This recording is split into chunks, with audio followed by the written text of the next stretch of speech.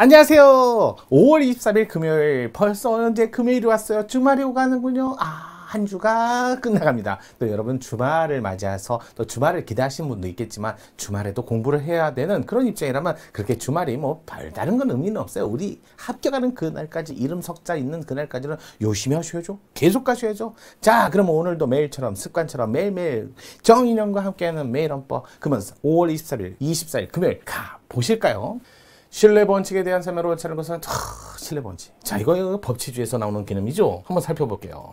자, 법치주의 개념 중에 법률유보예요. 법률유보. 자, 법률유보는 입법부가, 법률 우위는 행정부가, 따라서 법률 우위는 법률유보가 있고 난 다음 단계 논리로서 이렇게 얘기를 하죠. 그래서 법률유보, 법률 우위 이렇게 얘기합니다. 이 법치주의의 가장 핵심이죠. 우리나라 헌법에 법치주의라고 써있지 않지만 당연한 헌법상 지도 원리 중에 하나요. 자, 그러면서 법률유보는 법의 근거를 마련할 것이라고 했는데 이건 법률로서가 아니라 근거로도 충분하다 이렇게 됐으니까 법률로만은 아니다.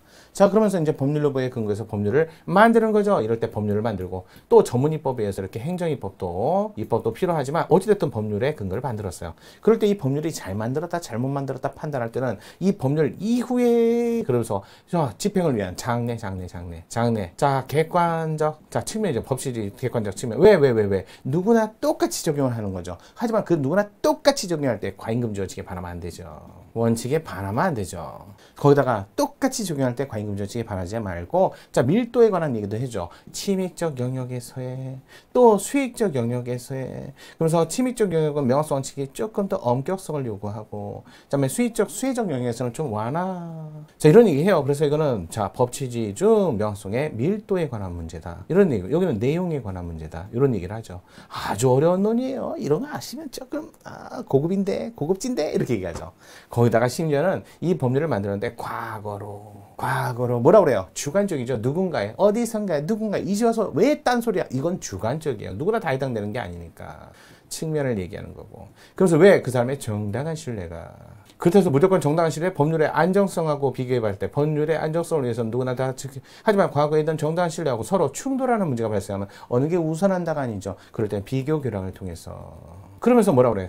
그 정당한 신뢰를 가진 사람의 보호를 해줄까 말까? 그건 비교 교량에 대한 결론이죠. 그래서 일단 주관적 측면에 과거에 나오는 이건 시간적 한계에 관한 문제로서 소급입법을 금지합니다. 왜요? 라고 했더니 그 신뢰보호 때문에 그래요. 이렇게 나오는 거죠. 그래서 여러분 법률을 만들었을 때는 항상 이 빨간색, 그러니까 보라색 측면에 반하는지 반하지 않는지 내용적 측면, 밀도적 측면, 객관적 측면을 과잉금지 원칙에 따라, 여기는 과잉금지 원칙에 따라 또는 엄격하게 완화하게 이렇게 얘기하는 거고, 그 다음에 과거로 소급하지 마세요.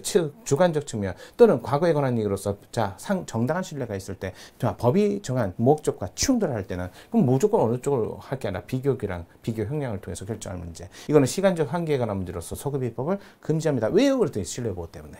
그래서 우리나라에서는 위헌법률 심판에서 법률의 위헌 여부는 장래, 과거 이 모두를 통과하는 이중적 기준에 따른 심사를 통해서 위헌, 합헌 결정을 합니다. 그러면서 이제 오늘 문제는 신뢰번칙, 과거의 주관적 신뢰에 관한 소급입법 금지 이런 걸 얘기하는 거죠.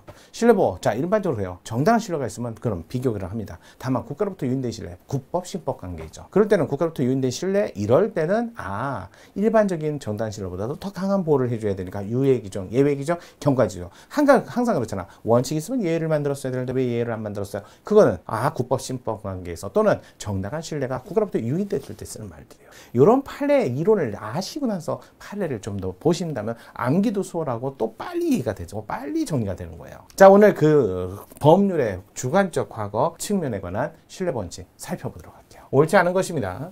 구법령에 따라 폐 자동차 재활용법 등록을 한 자에게도 3년 이내 등록 기준 갖추도록 예외를 뒀다는 거예요. 유예를 했다는 거예요. 유예. 왜? 구법령이라고 그랬으니까 이것도 국법, 신법 관계잖아요. 그러면 이 사람이 혼자 한 거야? 국법대로 한 거지. 그러면 국법대로 했으니까 국가로부터 유인된 신뢰잖아요.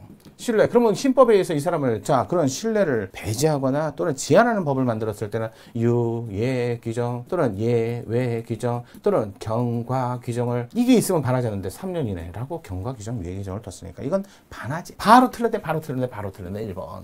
자, 2번 헌법재판소가 성인 대상 성범죄 10년 동안 일률적으로 통일적으로 20년간 그분 전부 유언 결정을 받았어요. 그러면서 개정법 시행일 전까지 성인 대상 성범죄 형을 선고받아 그 형이 확정 해당된 사람에 대해서 형의 종류 또는 형량에 따라 기간의 차등을 두어 의료기관에 취업 제한을 하는 등 아동 청소년 보호에 관한 법률 부칙 5조 1호는 신뢰보호칙에 반하지 않는다. 이제 위헌 결정에서 위헌 요소는 다 뺐지. 지금은 어떻게 되냐고요? 이 10년 동안이 아니라 10년 내 이렇게 법을 바꾼 거예요. 10년 내. 그러면 합헌이에요. 맞는 질문. 3번 공익법인 유예기간이 지난 후에도 유예기간이 지나서 끝난 거 아니에요? 상황 종료. The end.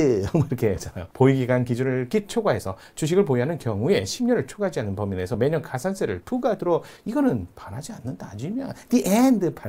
자, 그다음에 3번, 4번 무기징역 집행 중에 있는 자의 가석방 요건을 종전에 20년에서 10년 뭐 이렇게 갖고 줄였다든지 또 10년에서 20년. 원래 이 사람은 형이 무기징역이에요. 가석방이 의례적인 조치고요. 그건 권리가 아니잖아요. 그래서 종전에 10년 이상에서 20년 이상의 형집행 경과를 강화. 이거는 더 엄격하게 개정을 한다 해도 이 사람은 권리가 아니라 법률의 반사적 이익을 받던 사람이잖아요. 따라서 신취자를 침해한다고 볼 수 없다. 이렇게 나오는 거죠. 5번, 4번 연소 소정의 과정을 마치더라도 바로 판사 임용 자격을 취득할 수 없고 일정 기간 이상의 법적 경력을 갖춰야 판사로 임용될 수 있도록 법원조직법 개정하면서 그러니까 법원조직법이 로스쿨 생기면서 로스쿨은 연수 과정이 없으니까 자 변호사 시험을 합격하고도 일정 기간 뭐 10년 뭐 몇 년 이런 식으로 자 조건을 붙인 거예요. 근데 이거 법을 만들 때 당시에 이미 국법에 의해서 이미 40년간 해왔던 사람들한테 바로 적용하는 거야. 그건 신뢰원칙에 반하지만 아직은 사법연수에 입소하지 않은 자에게는 선택할 수 있잖아. 그러니까 이건 신뢰원칙에 반하지 않는다. 그러니까 입소해서 이제 졸업하는 사람한테 적용하면 그건 위헌. 아직은 입소 안 한 사람 그건 합헌. 이렇게 나오셔야죠. 그래서 10년의 법적 경력 요구했던 사건 이것도 차등적으로 3년, 5년, 7년, 10년 이렇게 적용했잖아요. 바로 나오셔야죠. 정확하게 구별하셔야죠. 정답이 1번이었습니다.